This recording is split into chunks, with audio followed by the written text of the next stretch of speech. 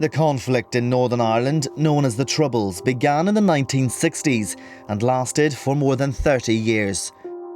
In 1971, a new law was introduced giving the authorities the power to indefinitely detain people without trial. On the 30th of January 1972, a civil rights march took place in Londonderry in protest. Troops were deployed to the city. The march began shortly after 3 p.m. The intended destination, the Guildhall in Derry city centre.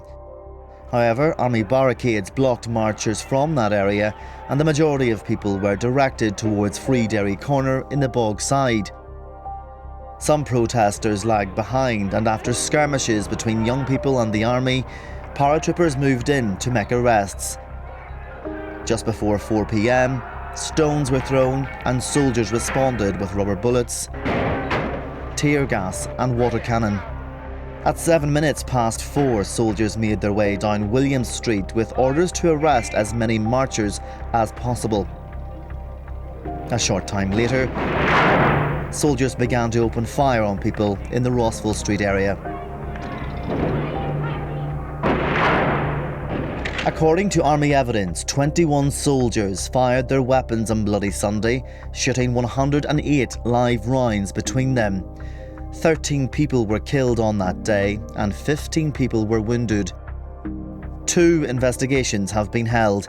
In April 1972, the Widgery Tribunal largely cleared the soldiers and British authorities of blame, and the report was widely criticised as a whitewash. More than 20 years later, in 1998, the Savile Inquiry was set up to establish a definitive version of events. It cost more than £190 million and answered a number of key questions regarding innocent civilians. That report was published in 2010. The then Prime Minister David Cameron apologised. The government is ultimately responsible for the conduct of the armed forces, and for that, on behalf of the government, indeed on behalf of our country, I am deeply sorry.